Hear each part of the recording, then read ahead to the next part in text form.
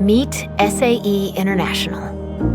You might not know us, but we've been with you. For the past 100 years, we've been revolutionizing transportation and mobility, partnering and supporting the dreamers, innovators, and can-doers who are changing the world. It's the child whose future career as an engineer will be shaped by our STEM education programs. It's the businesswoman boarding her flight with peace of mind, knowing that our committees have created the standards that ensure she gets from Detroit to Delhi and back again safely. It's the parents-to-be who are sleeping soundly, knowing that their electric car is fully charged and ready when it's go time. Driven by a passion to advance mobility knowledge and solutions, SAE's global community of over 200,000 engineers, technical experts, and volunteers continues to develop and curate the most reliable and comprehensive collection of engineering resources and consensus-based standards on Earth. The next mobility revolution is upon us. Connected and automated, electrified and sustainable. SAE will be here, as we have for the last 100 years, moving the world forward.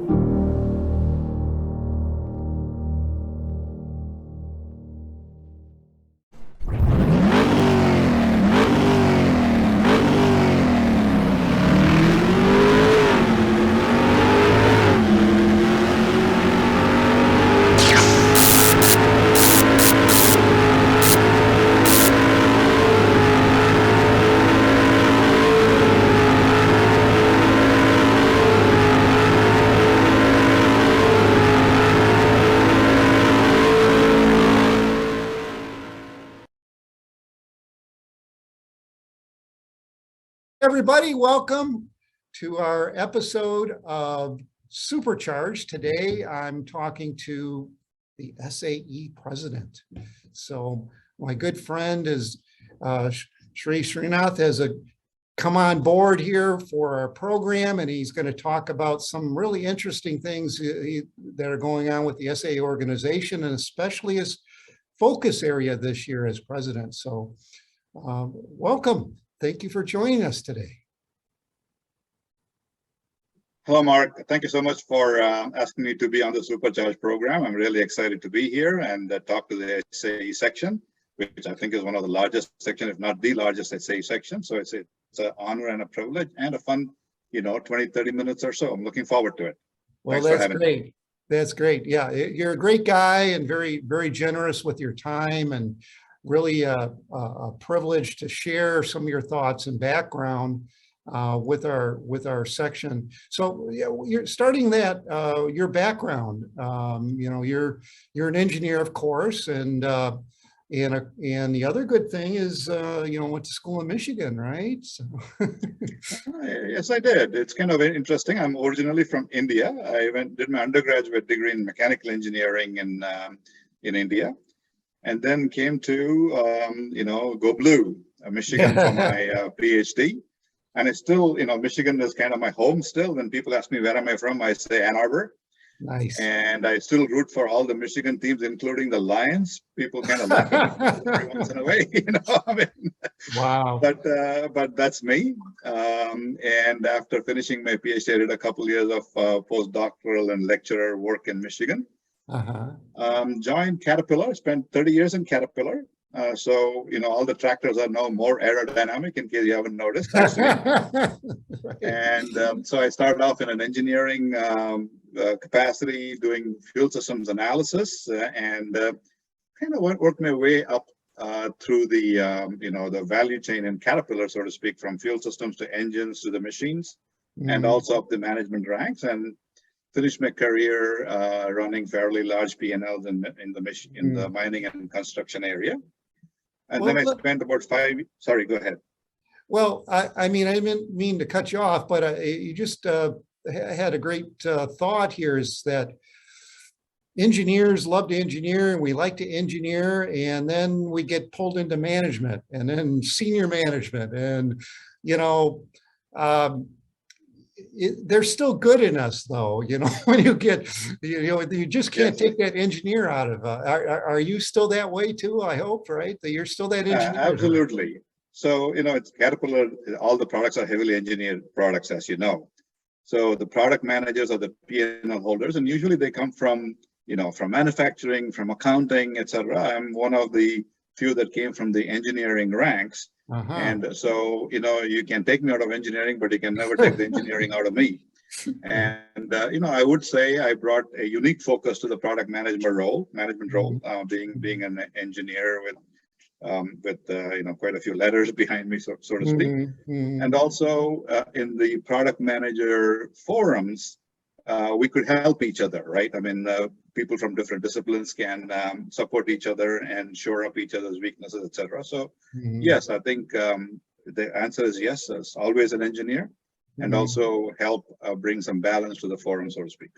And what that opportunity allows you to do, as you, of course, have grown through the organizations and grown through SAE organization as well, is you get to meet all sorts of people all over the world, all through your different organizations. And even furthermore, right, one of the opportunities I've so much valued in being part of SAE and a member of SAE and part of that good work that we do is you meet so many people all over the world with different ideas, different engineering ideas, as well as ways to look at problems and solve problems, right? Absolutely. I would say, for my Caterpillar career, it took me to over 40 countries, meeting dealers and customers from engines all the way to the machines. And as part of SAE, also, when you go to conferences, you see people from everywhere. And, engineers have unique perspectives depending upon where they grow, the kind of unique challenges that they have, where they are. I like to share one story. When I was an engine product health guy, I went to Thailand, and we had just introduced these, emissions, first tier 1 emissions. I'm dating myself now. Tier 1 emissions engines, and the engineers had specified all these cleanliness requirements and stuff like that. And there they were actually, remanufacturing an engine, and it was out in the open, and there was rain falling on it. So it kind of made me think that, hey, we can put all the specs that we want, but we really need to understand the real world conditions under which our heavy duty diesel engines have to work. Yeah. And I brought videos back and said, this is the cleanliness environment. Find an engine make an engine that'll work here, and don't just specify some random stuff that nobody in the world can follow. So, yeah, this is a very interesting learning experience. That is. So I think you have a slide next about your approach. The approach that of an engineer as a leader of an organization that you take is that all of us are smarter than any one of us. I think is that what it? Yeah. So. Yeah. Let me add maybe a little bit of color. There are individual contributors, and there are people who are good team players. And in as the workplace has evolved in today's world, I think teamwork is very important. It's very important to learn from each other, bring some synergy. I know it's a cliche, but bring some energy to the team, synergy to the team, to make the end product right for the customer and for the world. I think it's important to think not just about the customer, but are we making the world a better place? And so that first phrase is something that I always held as an important thing. And I bring it to the board. I bring it to pretty much everything that I do. I try to do it with my family, but it works about 50-50. But the understanding is that, we could each be individually smart, but when we get together as a team, all of us are smarter than any one of us. So the team can do great things.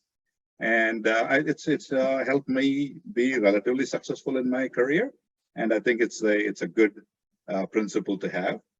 And the second one, you've seen it under different phraseology, but this is one I like. Continuous improvement beats postponed perfection, right? Because sometimes we want to do the perfect thing, and we want to wait forever and make the perfect design, etc.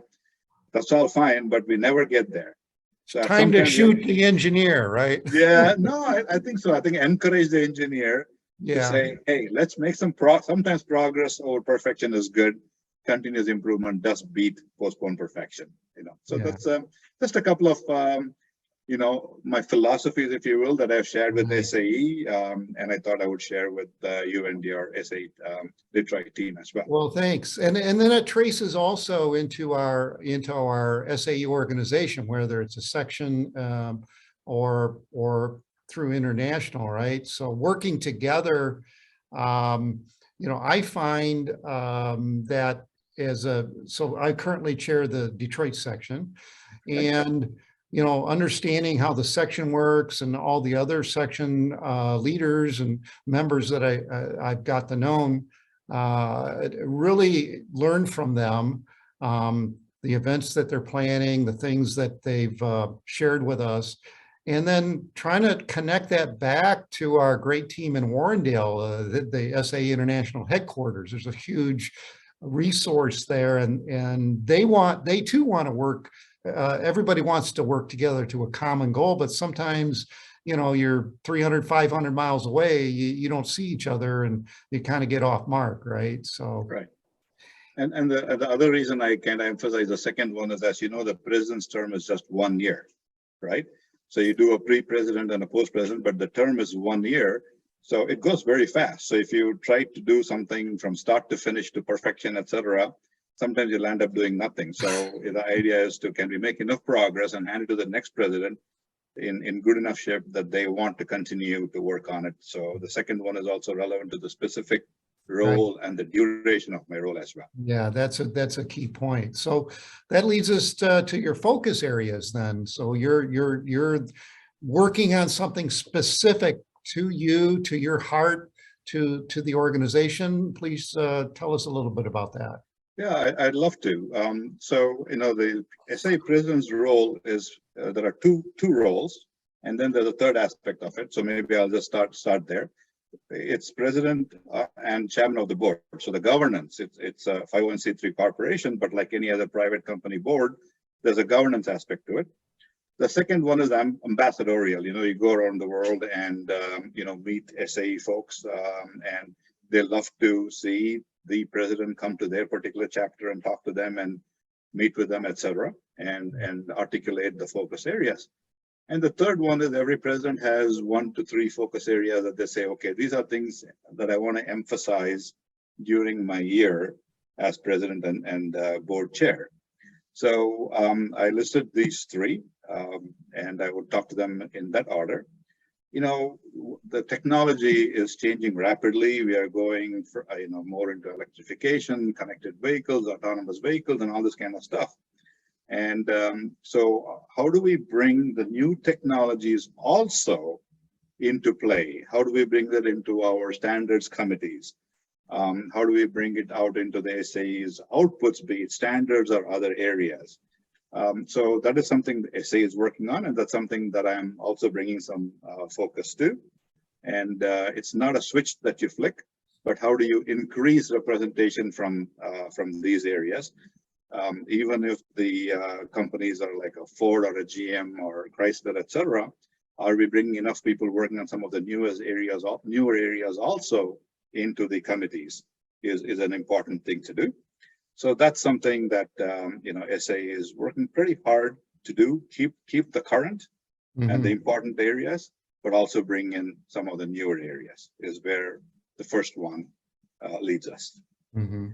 The second one is kind of it's interesting for me because I've learned that as I go to these conferences, be it WCX or Aerotech or ComVec, right? And Mark, you and I have been part of the ComVec Executive Committee for forever, probably longer than you would and I care to date. When we started, it's amazing how so many of the conversations are the same. It's autonomous vehicles, vehicle-to-vehicle infrastructure, vehicle-to-ground infrastructure, whatever it is, right? Batteries and electrification and hybrids and hydrogen and so on and so forth. I could go on and on. It's just amazing how much of those conversations, if you could just close your eyes, imagine you're in a different sector, you would be listening to the same thing. That's right. So the idea is how, SAE is in a very unique situation where you have the 3 verticals, right? You have the aerospace, you have the automobile, and then you have the commercial vehicle. how can SAE learn from each other and facilitate some cross collaboration so that people can learn from each other? Maybe a simple thing is, can we invite commercial vehicle folks to some of the other sector meetings, especially if they're being televised? Could we make some of the sessions recordings available? And how do we, maybe in something like hydrogen, which is evolving very rapidly, maybe it is one committee that works across all three sectors. Mm-hmm. So there are many different ideas, but the idea is, given that a lot of the challenges that the industry is facing in the three sectors are so similar and even identical, how do we help them learn from each other instead of reinventing the wheel from scratch in each sector? So that's what the second one refers to. The mentoring is something that's very personal and dear to me. Throughout my Caterpillar career and my CGN career, I worked very hard to mentor young people. In Comvec, when the young professionals show up, I mentor them and I make them give me reports for 3 years afterwards. And what I thought I could do with the SAE is, could we make it a little bit more structured for SAE and bring it across industries and across even companies? So you see this chart. I'll just talk to it a little bit. Basically, SAE, the foundation, is very, very active in STEM education, and we all should be very focused on STEM and bringing more youngsters into STEM, especially more girls and women into STEM and engineering. Okay, so can we do something that helps that also? Was the thought process. In terms of 9th to 12th grade, SAE has plenty of work that they're doing at the foundation, but could we somehow get college kids who are, I shouldn't call them kids, college students who are active in SAE to reach into their respective high schools and mentor the 9th, 10th, 11th, 12th graders? I have 5 daughters, 2 of them are engineers. They came to the decision to become engineers relatively late in their application as they were getting towards application. And the idea is, if the college students reach out to their high schools, they're more willing to listen to them than, say, me. If I go talk to them, they'll be like, oh, okay, boomer, bye, So if they're closer in the age group, that can be more relevant to them.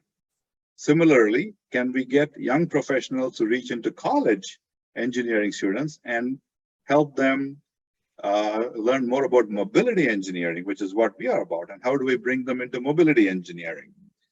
Then how do we get the mid-managers to help the young professionals and the senior managers to help the mid-managers? So idea is to catch them up with people close to their ages, close to their competencies and areas.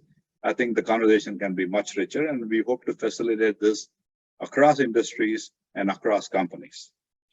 We do have we as an SAE does have a platform called Cronus that can do this very well. It's not a one-year thing. It's something we have started on, and hopefully it'll be a journey that SAE will continue.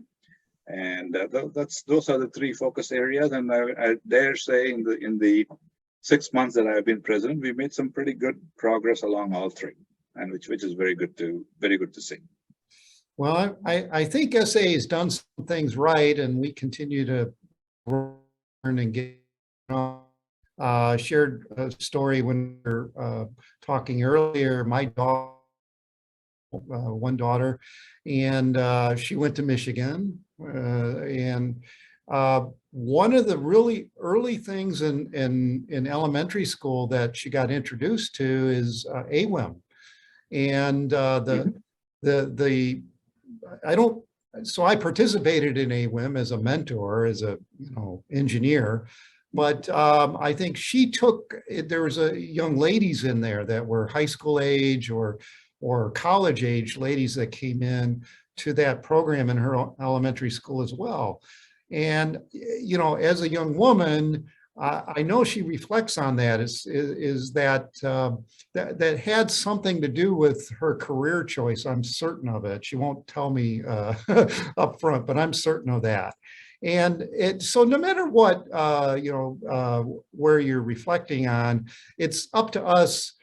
We, in my view, we are responsible to the next generation, and Yes. we pay it forward. It's we've been rewarded so much. SAE has done so much for me, my career, my business, my opportunity to be friends with people, and it's just it's our turn, and that's part of I think what you were saying too. So. And if I may add to that, it's our turn, irrespective of where we are in our age, Okay. career progression, etc. That's why I always made it a point to try and be a teacher to people who are younger than I am, and sometimes people who are older than I am, but maybe I had more experience in a particular area. And so after I'm done with the presidency, I'm pretty active with the foundation today, and I intend to be, more active. I'm not. It's not a 1 year and done kind of a role. I would like for it not to be that way.